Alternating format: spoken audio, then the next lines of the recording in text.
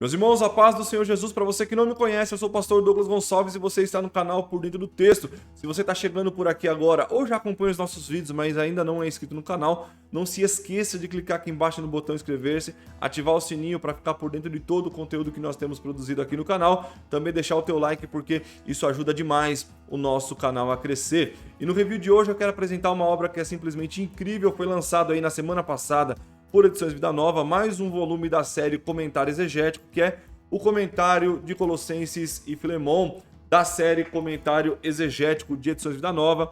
É um comentário que é escrito por Greg Beale, se você preferir, e é, sem dúvida, o melhor comentário da carta aos Colossenses e Filemon que nós temos em língua portuguesa, seguido muito de perto do comentário de Douglas Moo, que foi traduzido aí e publicado por Shed Publicações, bem de pertinho mesmo, mas esse aqui, na minha opinião, pelo que eu vi, é o melhor. Sem mais delongas, vamos dar uma olhadinha nesse material aqui, você encontra lá no nosso site livrariaculturabiblica.com.br, o link está aqui na descrição, mas vamos dar uma olhada nessa maravilha aqui que eu tenho certeza que você vai gostar.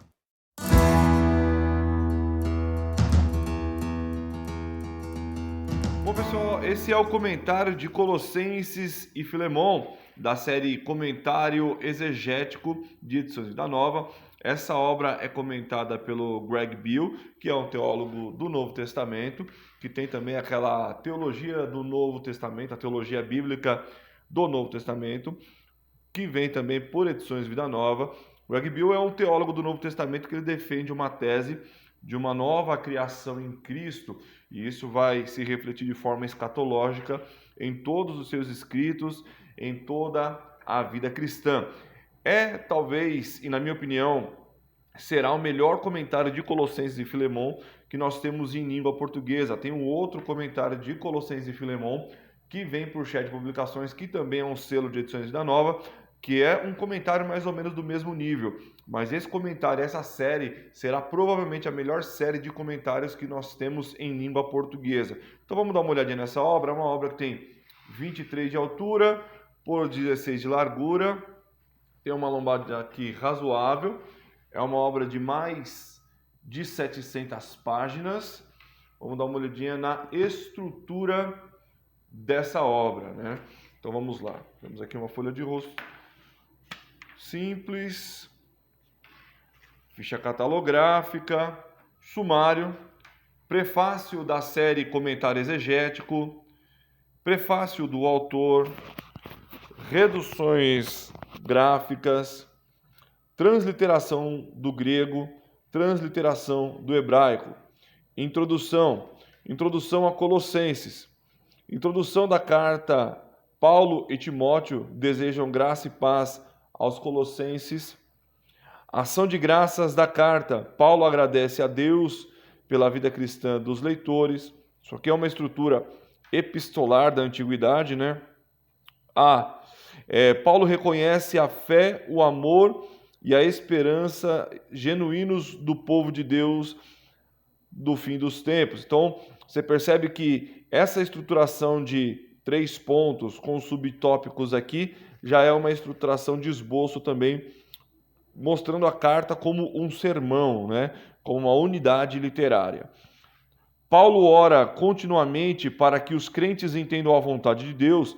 A supremacia de Cristo sobre a primeira criação é um padrão para a nova criação. Então, você que já leu a teologia bíblica do Beale, do Novo Testamento, Beale, né? Greg Beale, do Novo Testamento, você vai se deparar com essa tese dele, com essa ideia dele, e isso vai influenciar todos os seus escritos, né? Então você vê esse padrão, essa tese já estabelecida aqui novamente. O corpo da carta. Os cristãos devem se empenhar para alcançar a maturidade. Lembrando que o termo perfeição que você encontra nas cartas de Paulo é melhor traduzido como maturidade e não como inerrância, né? Às vezes a gente confunde inerrância, perfeição do ponto de vista de uma análise divina, ou seja, Deus não erra, né? A gente confunde isso, mas o texto vai nos mostrar, especialmente nos originais, que perfeição é maturidade, né? Então, olha só, Paulo se alegra em sua luta para proclamar a Cristo. Os crentes deveriam viver somente com base em Cristo. Os crentes não precisam se submeter a práticas religiosas extraordinárias. Então você percebe que aqui, ó, capítulo 1, versículo 1 ao 2, capítulo 1, versículo 3 ao 23, né? Então, entre parênteses aqui você tem os capítulos que estão sendo comentados. Vamos dar uma olhadinha. Os crentes devem buscar as coisas celestiais, não as velhas coisas terrenas. Os crentes devem abandonar o modo de vida pecaminoso e velho do mundo. Os crentes devem praticar o modo de vida neocriacional, com foco cristocêntrico. Os crentes devem praticar o modo de vida neocriacional na família e no local de trabalho. O modo de vida neocriacional deve levar à oração pela expansão efetiva do Evangelho. E aí nós temos a conclusão da carta. Paulo enfatiza seu cuidado pastoral pelos colossenses. Paulo quer que os colossenses saibam sobre sua prisão, que é para o benefício deles e o progresso do Evangelho, a fim de encorajá-los. Além de si mesmo, Paulo quer que os colossenses saibam que seus cooperadores estão preocupados pastoralmente com eles. A responsabilidade dos colossenses no ministério. Paulo reafirma seu cuidado pastoral expresso nos versículos 7 a 9, saudando aos colossenses. Então, antes de entrarmos aqui na introdução a Filemon, vamos olhar aqui a estrutura que nós já observamos. Então, você tem aqui, numa estrutura de sermão, somente nessa parte de ação de graças no segundo tópico, e ele vai ter o desenvolvimento dessa ideia de ação de graças, que é uma estrutura epistolar também. Corpo da carta, os cristãos devem se empenhar para alcançar a maturidade. Ele vai desenvolver como a maturidade ela está relacionada com a vida cristã em todos esses tópicos. Então, se você quer se você quer preparar uma série de sermões expositivos na sua congregação, essa divisão também pode te ajudar muito, tá? Ela já é meio caminho andado para você ter uma ideia de como pregar expositivamente, embora esse seja um comentário exegético, né? Filemon, introdução a Filemon. Introdução à carta de Paulo e Timóteo desejam graça e paz a Filemon e à igreja colossense, né? Por conta da localização, por isso que quase todos os comentários bíblicos de Colossenses vêm junto com Filemon, né? São comentários escritos juntos. Ação de graças e oração introdutórias. Paulo agradece a Deus por Filemon e ora por ele. Corpo da carta. Apelo de Paulo. Paulo apela ao coração de Filemon. Paulo apela confiantemente a Filemon para aceitar seu escravo. Separei para nós lermos aqui o ponto que fala de escravidão. Conclusão da carta. Paulo pede a Filemon que mostre cuidado pastoral com ele, e Paulo mostra seu cuidado pastoral com a igreja na casa de Filemon. Aqui nós temos excurso. O problema em usar critérios de vocabulário e estilo de escrita para identificar cartas supostamente não paulinas. Critério para identificar alusões ao AT e seu uso. Critério entre os gentios como parte do mistério. O contexto veterotestamentário de a incircuncisão da vossa carne, em Colossenses 2:13, que eu quero ler com vocês também esse trecho. Relacionamento de senhor e escravo. Então vamos ler alguns pontos. O prefácio da série, né, para nós termos uma ideia do que essa série propõe. Conforme narrado no livro de Atos, o encontro entre Filipe e o eunuco etíope na estrada de Jerusalém a Gaza foi obra do Senhor. Esse etíope trazia consigo uma cópia de pelo menos uma parte das Escrituras e estava lendo o livro do profeta Isaías. Ao ouvi-lo ler, Filipe indagou: "Entendes o que está lendo?" Ao escrever um comentário, é difícil almejar o propósito mais premente do que este: a chegar-se ao leitor das Escrituras para conduzi-lo à compreensão do significado do que lê e fazê-lo de modo não apenas informativo, mas também transformador. Esse é o objetivo da série Comentário Exegético de Edições Vida Nova. Seu trabalho interpretativo não pode ter melhor razão para existir, nem melhor objetivo. Serve ao propósito de conduzir o leitor à interpretação precisa do texto da Escritura, além de proporcionar um meio de confirmação e validação das interpretações às quais seu estudante tenha chegado no processo hermenêutico exegético, com vistas à aplicação pessoal ou à exposição da mensagem escrita. Isso porque vivemos em um mundo caído e aflito que precisa de direção, precisa, portanto, da palavra de Deus. Mas o caminho da leitura, a prática, nem sempre é direto e rápido. Para compreender o texto bíblico, são necessárias boas ferramentas. E entre as mais úteis estão os comentários bíblicos. Existem vários tipos de comentários. Os que integram a série Comentário Exegético são daqueles que se aprofundam na compreensão do texto original da Bíblia, por meio de uma exegese detalhada, justamente com o propósito de levar o leitor das Escrituras à prática da vontade de Deus. Então você está lidando com um comentário exegético, você tem aqui 687 páginas para ser preciso, você tem aqui nessa obra. Então, quando você vai lidar com o texto, você tem que ter em mente que vai ser uma análise detalhada, né? Não vai ser uma pesquisa rápida. O propósito da obra não é esse, mas sim detalhar o texto bíblico para que você possa chegar à intenção autoral, né? Ou pelo menos aproximar-se dela. Então, você tem aqui as reduções gráficas, que são comuns, né? Em toda a obra, para você entender aquelas abreviações, transliteração do grego, aqui o alfabeto, né? Dando também, se você não tem muita familiaridade com o grego e com o hebraico também, que você tem um mapa. Introdução a Colossenses. Então vamos lá. Autoria, a favor de um pseudônimo. Então você tem aqui uma questão de discussão crítica também, para você entender que Paulo é o autor da carta. Então, olha só, que tem algumas correntes teológicas que defendem que Paulo não escreveu essas cartas. Então, para você ficar por dentro dessa discussão, é importante você ler isso aqui, tá?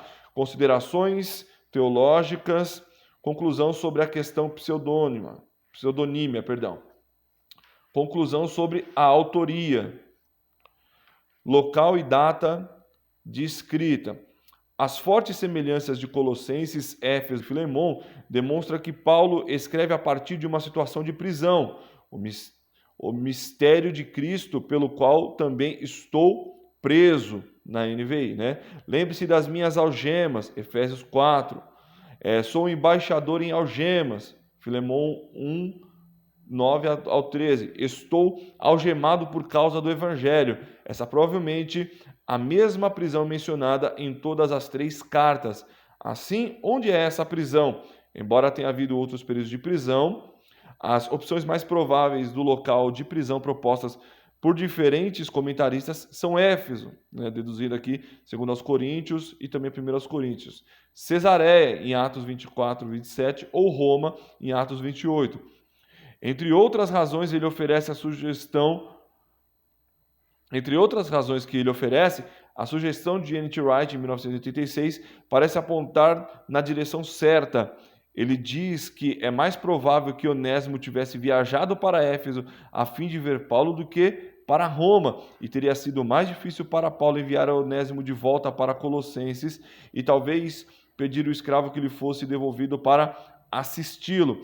Não seria pedir demais que Onésimo viajasse de Roma para Colossos e então de volta para Roma, em especial se já havia ido para Roma inicialmente como parte de sua fuga da escravidão. Além disso, Wright conclui, já que Paulo via Roma como uma parada na sua viagem para a Espanha, é improvável que Paulo estaria desejando visitar Filemão logo após sua esperada liberação iminente da prisão em Roma. Se isso for correto, então a carta aos Colossenses teria sido escrita no início da década de 50, durante a época do ministério estendido de Paulo em Éfeso, que durou mais de 2 anos. No entanto, embora a especulação de Wright seja plausível, é difícil saber com certeza onde Paulo escreveu, Éfeso ou Roma.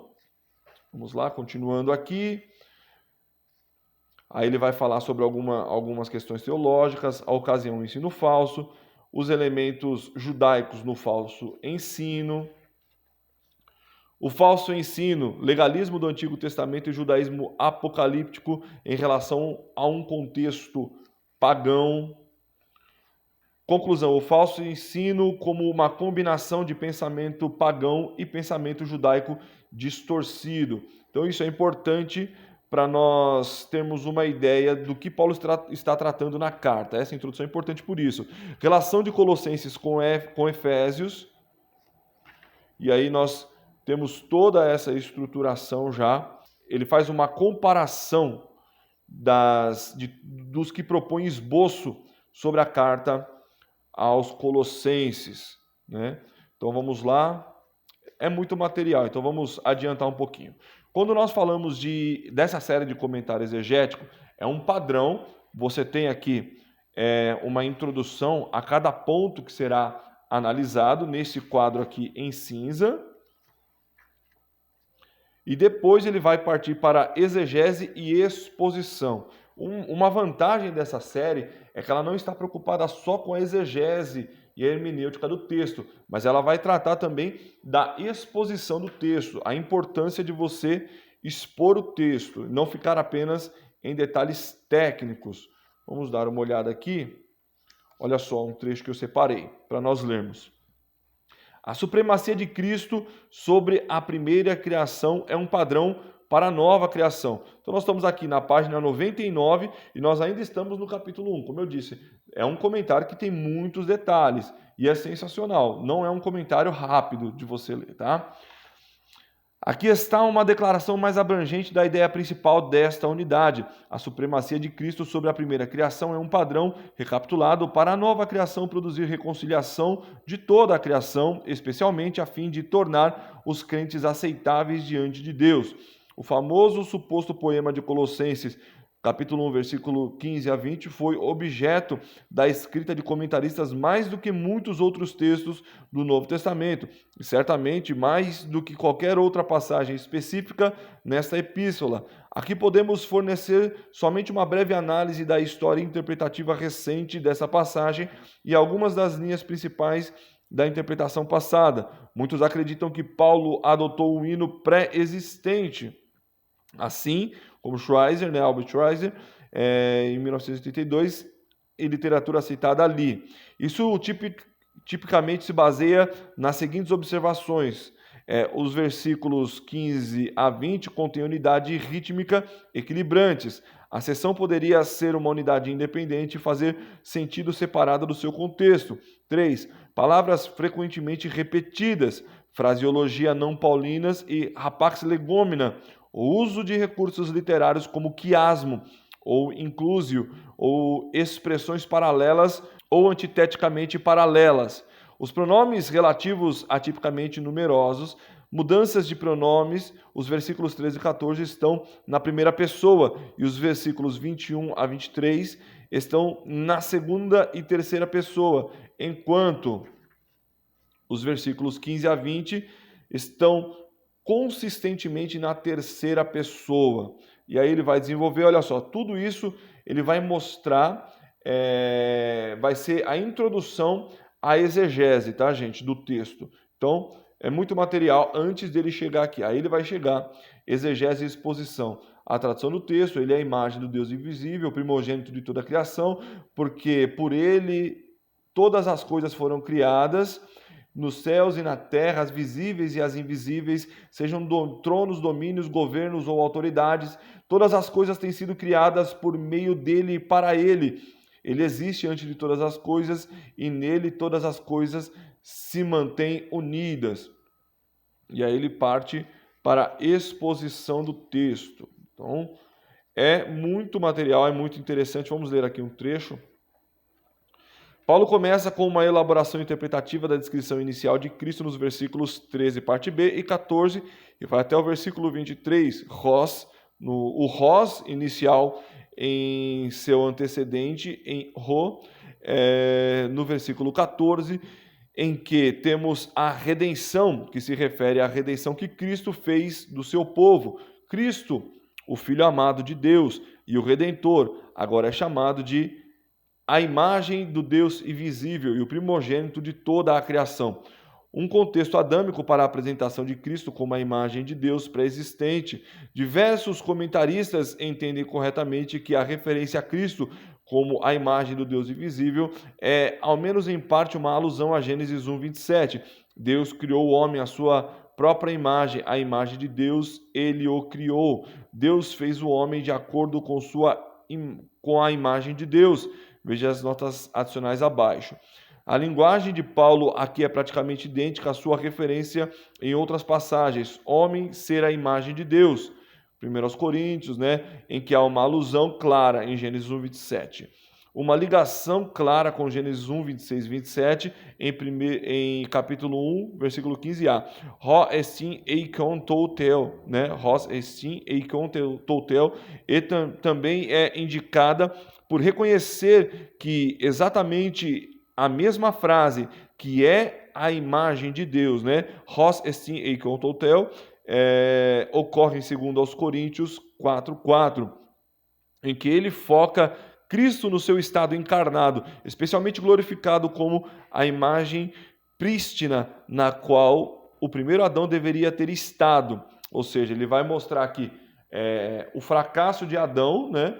E como o Adão deveria ter estado e como Cristo ele foi perfeito. Então, olha só, isso apenas capítulo 1, versículo 15, tá, gente? Olha a quantidade de material e comentário somente nesse trecho bíblico. Então você tem aqui também um quadro para te ajudar a entender. É sem dúvidas, pessoal, o melhor comentário de Colossenses e Filemão que nós temos em língua portuguesa. Seguido aí, na minha opinião, do comentário de Shed Publicações comentado por Douglas Moo, mas bem próximo, assim, sabe? Aqui também, Paulo se alegra em sua luta para apresentar crentes completos em Cristo, o mistério revelado a fim de impedir que sejam enganados.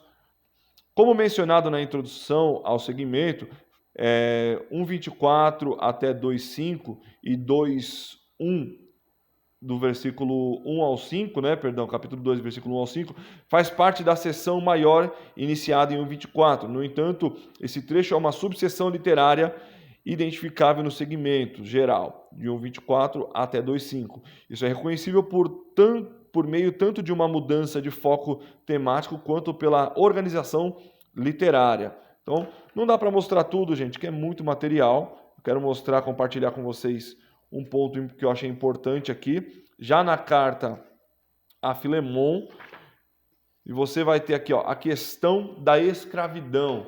Hoje o cristianismo ele é muito cobrado e muito criticado, né?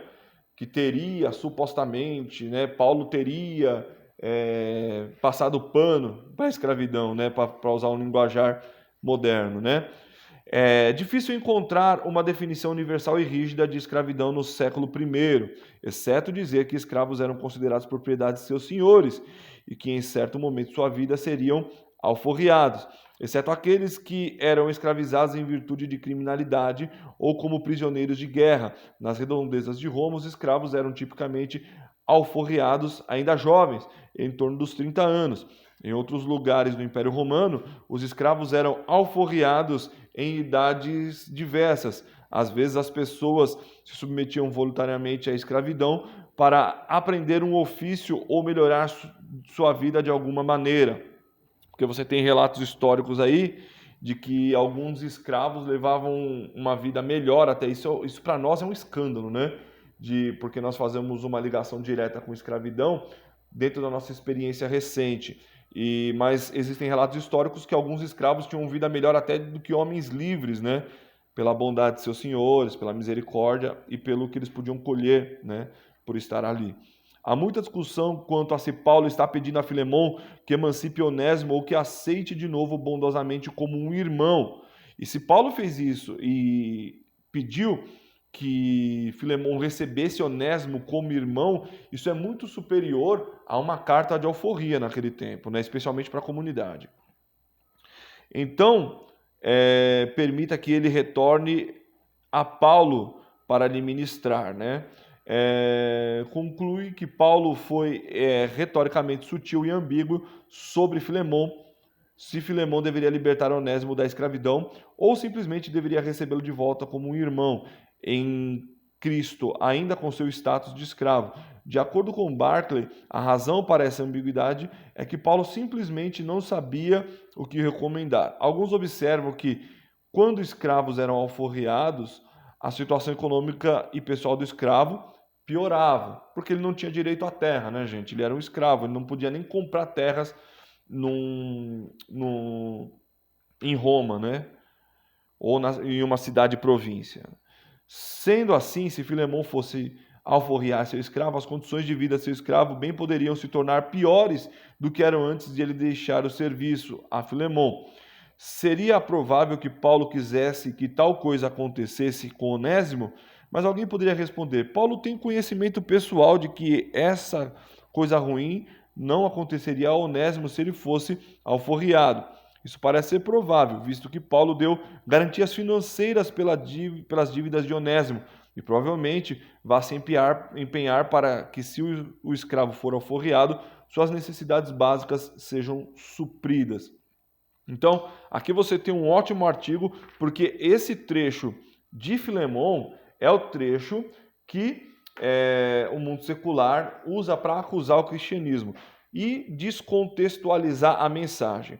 Então, é uma obra que você precisa ler, né? Então, aqui você tem o esboço de Filemão, assim como em Colossenses e em toda essa série, como Levítico, 1 aos Coríntios, Apocalipse e também 1 Pedro, que foi lançado recentemente, você tem sempre esse quadro aqui te dando um panorama antes da exposição do texto bíblico.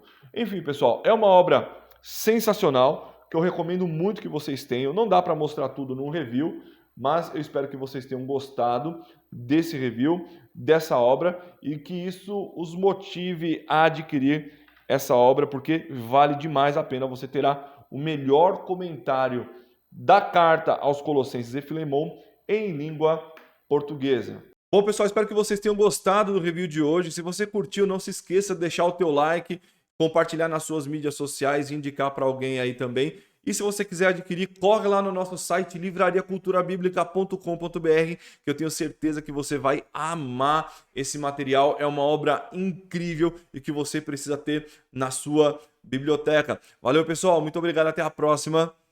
Querendo Deus.